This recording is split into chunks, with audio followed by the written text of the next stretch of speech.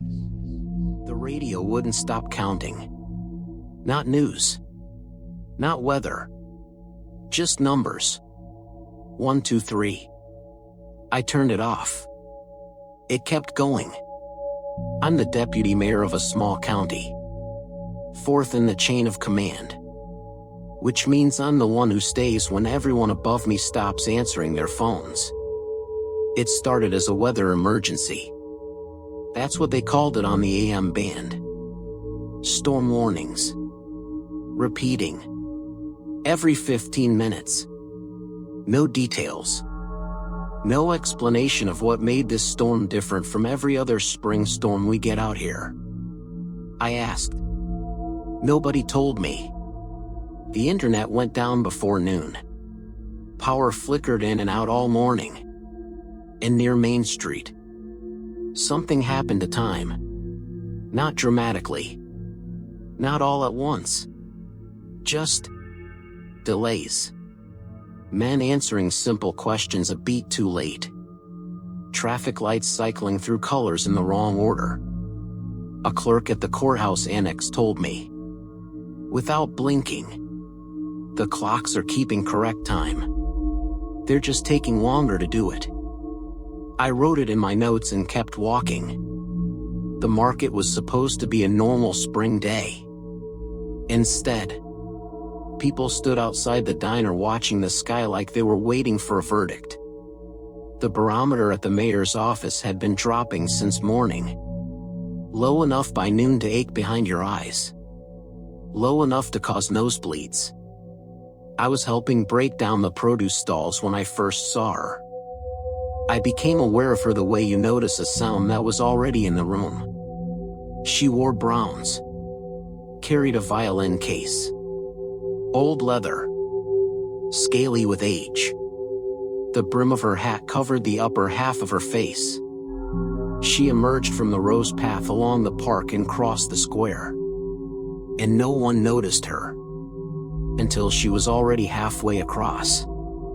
Her outline did something I couldn't name. Like a signal the town was struggling to carry. I know what drifters look like out here. The roads north of Briar Hills are bad. The bridge crossings are worse. People arrive worn down. Carrying failure on their faces. She didn't move like someone who needed permission to be anywhere. I marked her immediately as someone our ordinances were never designed to contain. I lost her by dusk. The next morning I walked down to Mercer's Hardware expecting a collision or a drainage backup. Instead I found a crowd. Shoulder to shoulder. Silent. She was already playing. The factory shift bell hadn't rung yet. Men stood with lunch pails hanging loose from their hands. A delivery truck sat abandoned at an angle across the intersection. Its driver stared from the curb with his mouth open. No one spoke. The tune didn't belong to anything I recognized. It had fragments of mountain reels in it. Old church measures. But altered into something leaner. Something that had been practiced so long that purpose had outlived memory. The crowd had begun mouthing the rhythm beneath it. Silently counting. 1, 2, 3. An elderly man near the curb was bleeding from the nose. He hadn't noticed. A woman held her child too tightly while tears ran down her face.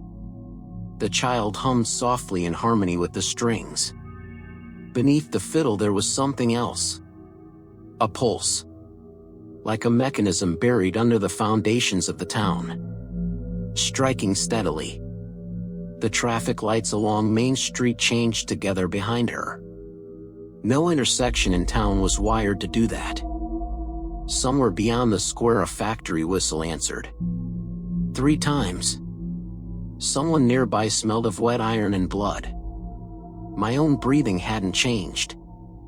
I pushed through the crowd. She looked directly at me. And I forgot what I'd come to say. She let the melody suspend itself on an unresolved chord. The kind that produces physical tension in the chest. Then, Without breaking eye contact, she reached out with her free hand and pinched my nose. The crowd laughed. My face went hot.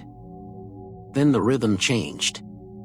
Something in the melody went metallic, percussive. The pulse beneath the earth accelerated. Several people in the crowd stiffened at the same moment, like they'd received the same instructions simultaneously. A man grabbed my shoulder hard enough to put my knee on the pavement. Others pressed in. No anger. No speech. Faces calm and distant, but moving with unmistakable collective purpose. A woman lost her shoe and never stopped moving to retrieve it. For several seconds the crowd stopped being separate people. She never stopped playing. She didn't look at them. She looked only at me. I withdrew. Completely. That evening the county physician told me that several listeners described feeling lighter afterward, like a weight had been amputated. That word, amputated, repeated often. Grief disappeared first, then embarrassment, then memory itself. Long-held habits, long-held prejudices, gone, leaving a dull shadow where they'd been. The diner stayed open late because nobody wanted to go home. The advisories started appearing after that. Repeated melodies should not be interpreted as instruction. Recognition alone does not constitute authorization. I tried to find out when those notices were written. Who wrote them? The records were inconclusive. One clerk thought they'd existed for years. The original file was missing. By the fourth day of rain, people had stopped asking when the roads would reopen. I ordered her arrested. I noted in my report a personal preference for proximity to her that I chose to describe administratively. When deputies tried to disperse the crowd before the arrest, people fought them. Not riotously. With reverence. To them, violence had become necessary to save themselves from unbearable silence. She offered no resistance. As we walked her through the square, a man followed behind us, pressing his forehead repeatedly against a telephone pole hard enough to split the skin, whispering, "Don't stop my music." In the moment before the deputies took the instrument from her, she looked toward the violence in the crowd and smiled, almost imperceptibly, before lowering her eyes back to the strings.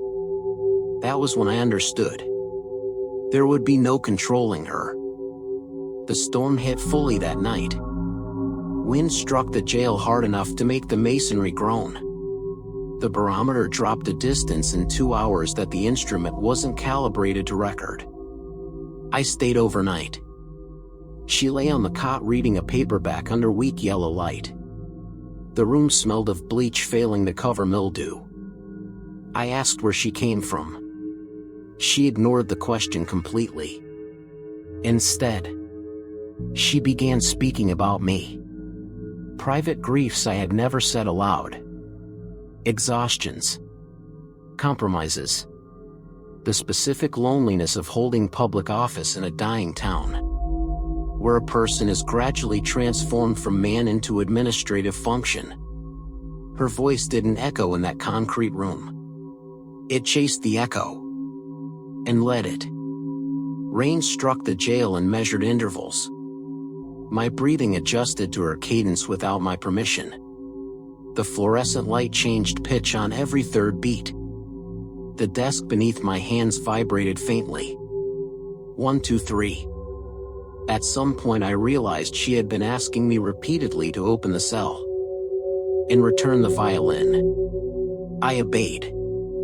I felt, briefly, and with immediate shame, the conviction of having been chosen. "You misunderstand the relationship between interruption and protection," she said.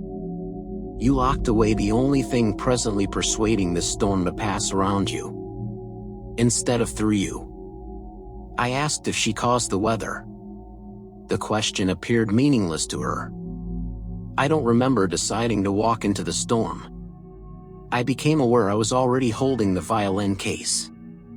By the time we reached the street, the water was at the windowsills. It moved through Main Street nearly to the knees. Cold enough to simplify thought considerably.